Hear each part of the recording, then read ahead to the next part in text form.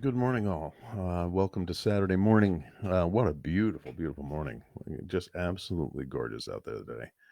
Blue skies, just light clouds, slight breeze. Dew is shimmering on the grass. The air is cool, certainly, but that'll just remind us we're alive today. Just a gentle touch on the cheek of that cool air. Looking forward this morning to putting my bibs on, my work boots, maybe a pair of gloves.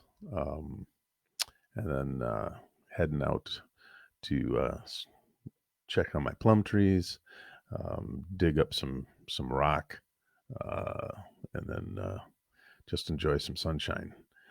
Um, Going to be quick this morning. I've gone back and forth about sometimes what to say first thing in the morning, and really this morning I think the biggest thing was finding cheer. Finding cheer. Um, you can see on the board behind me it says something very um, maybe very obvious for some, very profound for others, very new. It says faith is only faith when it is tested. And I'm probably going to stick to this theme here for a few days, but I want us to think about that for a minute. Faith is only faith when it is tested. If I don't, if for whatever reason my life just continues to skate along and there's no trial, no struggle, no need to trust or grow in trust, um, you know, um, why do I need faith? And how is that faith exercised? And how does that trust grow? Any relationship that I'm in, it's a matter of getting to know one another and getting to know one another in such a way as to allow the relationship to come to the brink, come right to the edge. We tend to push people, whether we know it or not, we push people and test people to the limits of what we believe to be um, relationship. We need to know, will you still be there when it's difficult? Can I trust you when times get tough? Will will you speak truth to me when I need to hear it? Will you test it? We had a saying when we raised our kids, and it's nothing. It's never left me.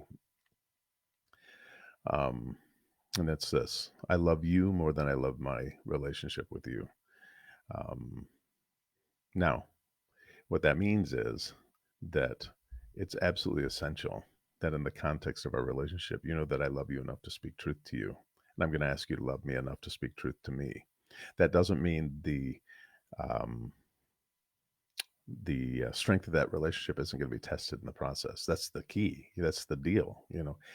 When you decide you're going to love someone enough to speak truth into their lives, lovingly, graciously, kindly, and for their benefit, um, you're testing the tensile strength of the relationship, and you're risking losing the relationship for the sake of the benefit of the one with whom you share this time and space and with whom you walk in this relationship. You're willing to, because you love them enough to benefit them, and that you hope that they love you enough that their life and their truth and their love and would would benefit me. We have to be willing to put the relationship to the test. We have to be willing to risk the relationship. Um, Again, we'll go deeper in that at the later. But one of the things I can do as that relationship grows and as trust is tested and love is spoken and or truth is spoken in love, as the relationship proves itself genuine and the strength of the relationship deepens and the ties to that relationship tighten and the distance between our hearts shorten, I can rejoice more and more, even in the midst of conflict, even in the midst of disagreement, even in the midst of the potential for um, that truthful saying to me might hurt, um, might wound to some degree. But because the wounds of a brother are, of a faithful brother, that's just it. They're faithful. Um, I can trust. So this morning, what I want to do is go to a really familiar text and use it to call us to deeper trust, to call us to recognize that the things we find ourselves in today at every turn tests our faith. It pushes it, sometimes right to the brink. Um, but that we have a brother who's faithful to us. We have a friend who sticks by us. We have a father who remains with us and holds us. And we have a spirit in us that is persistent and speaks truth to us in love. And because he is most concerned about um, our benefit. Now, you might say, well, that seems almost irreverent or, uh, well, I can't think of the word. Um, no, no. God knows that as he is viewed in me and he is committed to my benefit, the world will see his work in me and it will bring him glory and draw men to himself.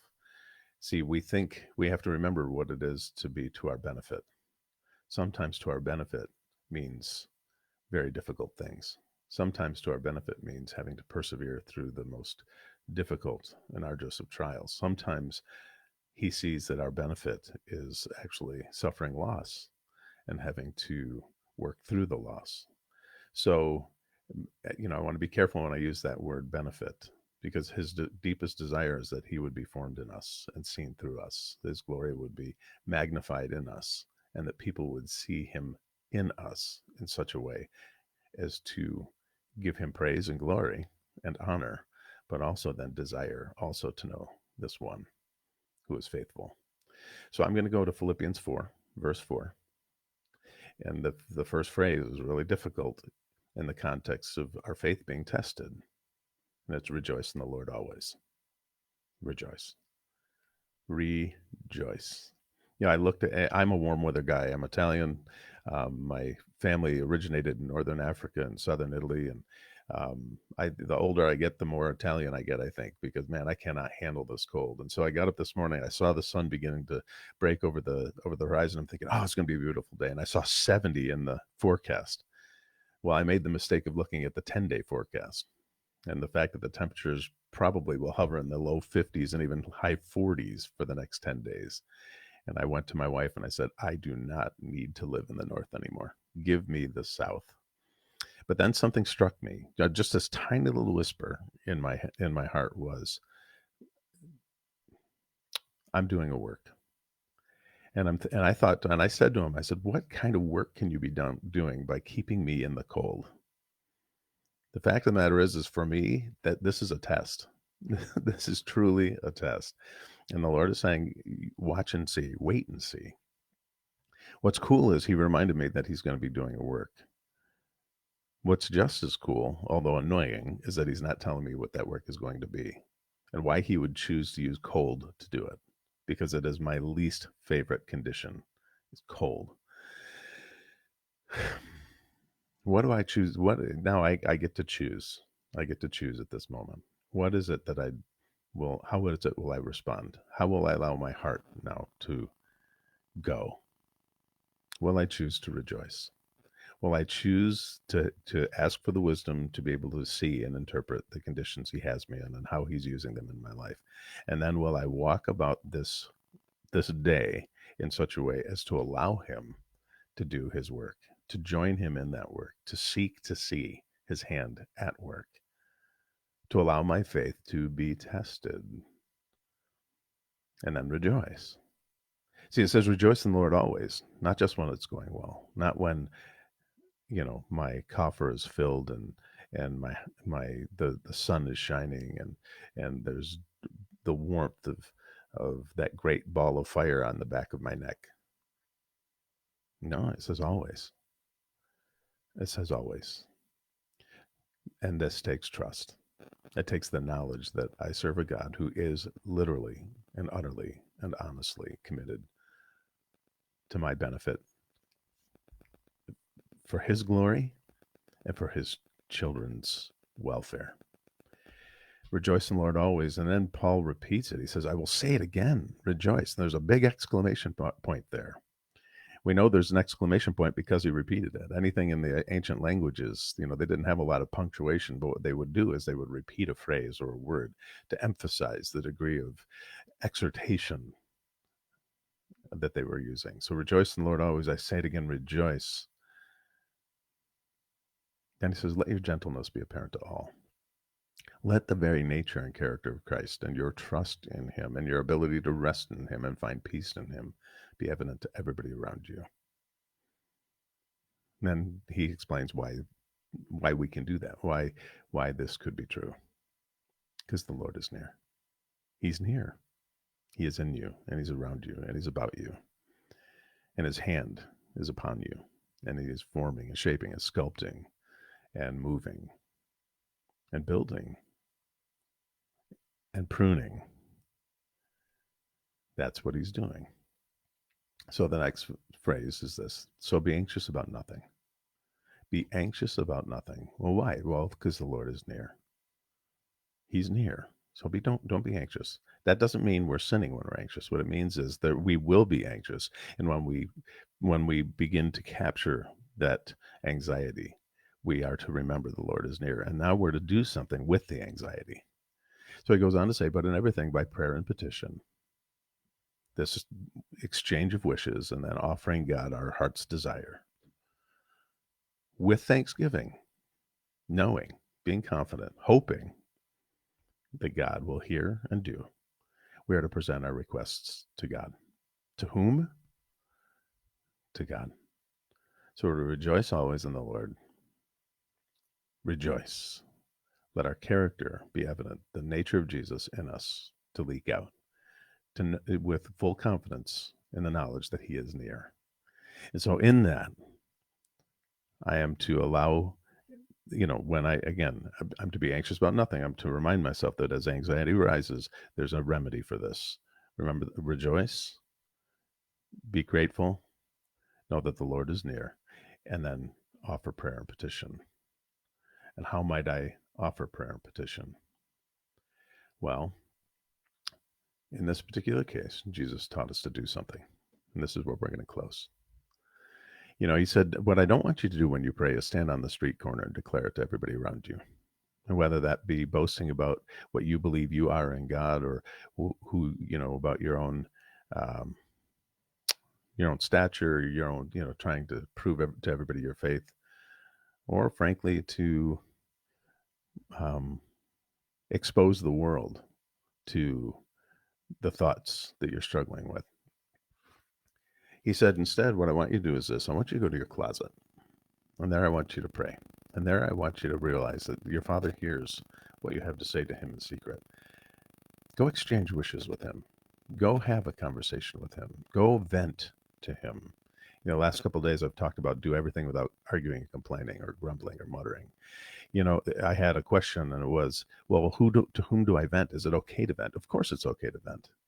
When it says in Philippians, do everything without grumbling and complaining or muttering, that's an internal attitude of persistent and consistent displeasure with God and your circumstances and self. And it's just this ongoing angst. It doesn't have anything to do with sharing your heart's desire, or sharing your heart's hurt, or venting when you're upset, or when you you have an opinion about something. It's not to store it and keep it and believe that that's true. It's to take it to the closet and present it to God and say, God, work through this with me. I don't like what's happening now. I have an opinion about this. But have that conversation with him. And it's a conversation. It's a conversation. Go to your closet. Know that he's a friend and he's a brother. Know that he sticks closer than anyone around you. Know that he cares deeply for you. Cast those anxieties, cast those concerns, cast those opinions on him, but then listen for his opinion. So rejoice. Again, rejoice. Allow your gentleness to be evident to everyone around you, because God is near and he does care. So don't be anxious about anything. But when you are anxious, do this. Go into your closet. Go back and forth with God. Offer your petitions to him, and allow him to develop in us a grateful heart. Let him grow our faith in him as it's tested. Then if I still need help, he's given me friends. He's given me brothers. He's given me sisters, and those people who I can trust to sit down quietly, one-on-one, maybe one on two, and say, here are my struggles. Here's my opinion. Here's what I think. What do you think? And then let them speak truth in love to you. Let them push the parameters of your friendship. Let them test the tensile strength of your love for them and whether you would receive truth from them. And do that with each other. This is a two-way street, actually a three-way street. God and us. We have a wonderful opportunity to rejoice today, to take a deep breath of cool air and soak in some sun and allow the dew to wet our shoes, to watch life emerge again in the spring, to wrestle with our anxieties, to do so with a Father who cares desperately and who is close and who promises to hear what we have to say to him in the closet, who wants that exchange of wishes, who is willing to give us truth and love, who doesn't mind when we test the parameters of our relationship, and to rejoice, and to rejoice. He is near. And then to have brothers and sisters who he has provided for us to have those same conversations when necessary, when I need to go deeper, when I need to hear a more tangible answer. People who love us enough to press the limits of my relationship, who love me more than they love my relationship with me, who I love more than I love my relationship with them, knowing that approaching it with that attitude actually preserves and strengthens the relationship. Very seldom then do I lose anyone. But in fact, what I gain is a brother or a sister who trusts me, who I can trust because we speak the truth in love. And we're willing to press for the benefit of the other, just like our Father, an earthly expression of a kingdom truth. So good to talk to you this morning. Have a wonderful, wonderful day. Rejoice. Let your gentleness be evident to all. The Lord is near. He is close at hand. Our faith is not faith until it's been pushed to the brink. Now, offer your prayers and petitions. Have that exchange of wishes. Find the friend you can trust and push the limits of our relationships. Not out of hate, not out of antagonism, but out of honest and real love, wanting very badly to see the growth and the maturity and the deepening and the enriching of those we love. That's how God loves us. He desires for us to love him that way. Now may we love one another that way. Have a wonderful day.